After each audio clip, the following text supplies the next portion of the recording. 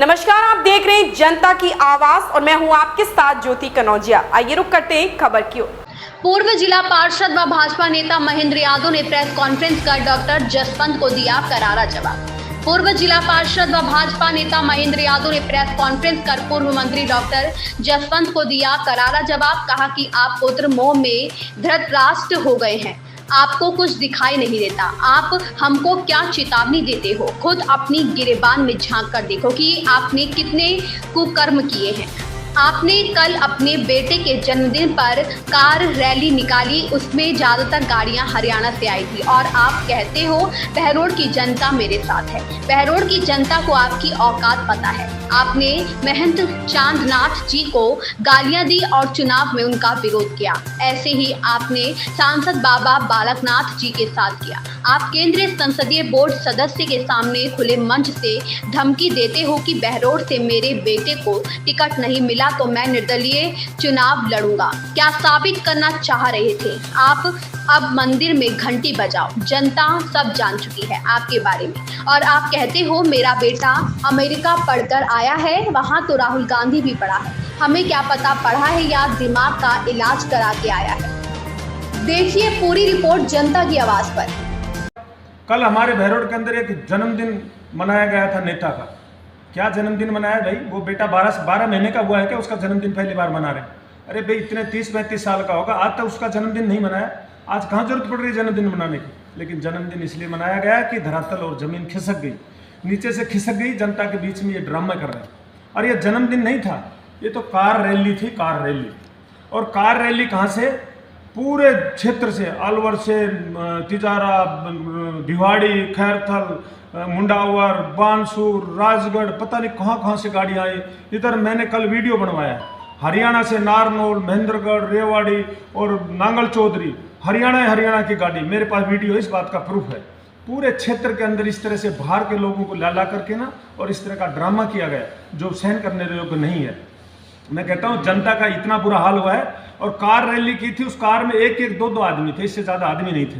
पूरे बहरोड को जाम कर दिया बेवजह, और जानबूझकर जाम लगाया गया जनता को परेशान करने के लिए। इस तरह की ये कोई जन्मदिन मनाने का है? जन्मदिन मनाया अपने घर पे मनाया हो, अमन चैन शांति से मनाया हो, या बहरोड को परेशान करने के लिए जन्मदिन मनाया था? और जन्मदिन मनाने का तुमने पार्टी की मदद ही कब की है? सदा पार्टी की खिलाफत करी है। चांदनाथ जी का चुनाव था तो खिलाफत करी, बालकनाथ जी के चुनाव में खिलाफत करी, और के छोटे हमारे जैसे जिला परिषद के चुनाव लड़ने वालों के खिलाफ भी खिलाफत करी। लेकिन क्या तरीका है? अपना मतलब बोला मैं मेरा नाथा और दूसरा को फोड़ो माथो, ये हाल है। पुत्र मोह में अंधा धृतराष्ट्र हो रहा है। और जनता ने 2018 में साफ शीशा दिखा दिया और बाहर का रास्ता बता दिया। लेकिन कह रहा नहीं, बहरोड से मिले तो ठीक है, नहीं तुम्हें मेरे हथियार पहना रखे। क्या हथियार है तुम्हारे पास? हथियार मुठ्ठे हो गए, सब फेल हो गए, अब तुम्हारी कोई कहानी बची नहीं है। अब तुमको सारा सामान समेट कर अपने घर की तरफ चला जाना चाहिए। इस तरह का वातावरण बहरोड के अंदर बनाया है। और बार बार अमेरिका की धौंस देता है, मेरा बेटा अमेरिका में पढ़कर आया। अरे मेरे भाई, अमेरिका में बहुत पढ़कर आए, अमेरिका में राहुल गांधी भी पढ़ के आया था। क्या स्थिति है दिमाग की? और कोई आदमी अमेरिका में दिमाग का इलाज करवाया है तो उसकी क्या गारंटी कि उसका दिमाग ठीक से काम करने लग जाएगा? इस तरह की बातें करते हैं। अमेरिका। अरे अमेरिका में पढ़ के आया तो अमेरिका जिसकी पढ़ाई करके उस कंपनी में जाए, नौकरी करे। और ये कोई राजनीति का वो थोड़ी तुम्हारा पेशा। तुम इस तरह से मन चाहे जिसका अधिकार और हक काट कर बहरोड के अंदर गुंडागर्दी और भ्रष्टाचार फैला रहे। इस तरह की हालत बना रखी है बहरोड के अंदर। और अलवर के नेताओं को वैसे भी शराब मिला हुआ है कि कोई भी नेता, रिकॉर्ड बता दो मुझे, एक भी नेता जीते जी अगर अपने बेटे को कोई स्थापित कर पाया हो तो। अब क्यों बेकार के ड्रामेबाजी कर रहे हो? कोई लेना देना नहीं है। और आप कहते हो, मैं बार बार कहता हूँ तुम्हारे बहरोड में तुम्हारा लेना देना क्या है? बहरोड में लेना देना क्या है तुम्हारा? कहते हो हमारे बुजुर्गों का निकास यहीं से था।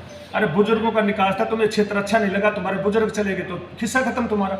और यहीं से कहता है हमारे बुजुर्गों का यहीं से था, तो बताओ ये पाकिस्तान का मुशर्रफ है ना, उसका दिल्ली की हवेली में जन्म हुआ था। अगर वो आदमी है कि दिल्ली मेरी है तो बात कितनी हास्यास्पद है। अरे जितने दिन तुम्हारे बुजुर्ग रहे तो रहे, चले गए तो चले गए, उसके बाद में लेना देना क्या बहरोड में? अरे तुम्हारी हिम्मत है तो तुम तिजारा में चुनाव लड़के दिखाओ ना, पंची का। बार बार कहते हो कि तिजारा से नहीं लड़ेंगे, बहरोड से टिकट दो, बहरोड से। बहरोड को सुन्नी सुंदरवाड़ा है क्या? तुमने कितने लोगों को चुन मारा है जब तुम अधिकार में थे, पावर में थे, जब तुम लोग एक आदमी को आगे नहीं बढ़ने दिया, सबका शोषण किया है, कितने लोगों को खत्म किया आपने राजनीति में। इस तरह का आपका आचरण है। आप लोग यहाँ आपकी पार नहीं पड़ेगी। और आपकी भाषा पर कंट्रोल नहीं है, आपको बोलने की तमीज़ नहीं है। आपने क्या कहा? अमेरिका में तो भंगी भी पड़ जाते हैं। आपकी नज़रों में भंगी और वाल्मीकि समाज घृणित समाज हुआ। इसका मतलब ये हुआ तुम इन लोगों से, गरीब लोगों से इस तरह की भाषा बोलते हो। तुमने वाल्मीकि समाज का अपमान किया है और वाल्मीकि समाज आपको कभी माफ़ नहीं करेगा।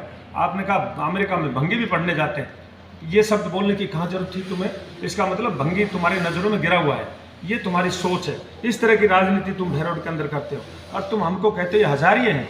सबसे पहली बात है, आपकी छाती पर पैर रखकर 3 बार जिला पार्षद बना हूँ, तो मेरे को हजारिया बताते हो। और दूसरी बात यह है, विधानसभा में हजारों में वोट आते, लाखों में वोट आज तक नहीं लिए किसी ने भी। और आगे आजमा लेना, कभी आजमा लेना। अगर मुझे टिकट मिल गई और आप निर्दलीय लड़े तो आपको 2000 में समेटेगी जनता, ये नोट कर लेना। हिमाकत मत करना भैरव के अंदर घुसने की, बहुत समय आ गया, आपका समय निकल चुका है, अब आपकी कोई कहानी बची नहीं है। और बलजीत के बारे में कहते हो कि ये दिन में गाड़ी देते रात में मिलते हैं। महेंद्र यादव खुला आदमी है और दमंग आदमी है, आपकी तरह से मैं बहुरूपिया नहीं हूँ। बलजीत का विरोध किया है, करूंगा, मरते दम तक करूंगा।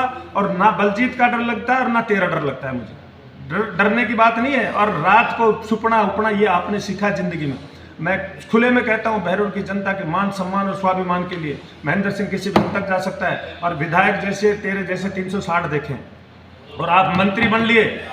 20 साल हो गई, आपकी शक्ल तक नहीं देखी मैंने। मैं आपके सामने नहीं झुका जब आप कैबिनेट मंत्री थे, MP थे।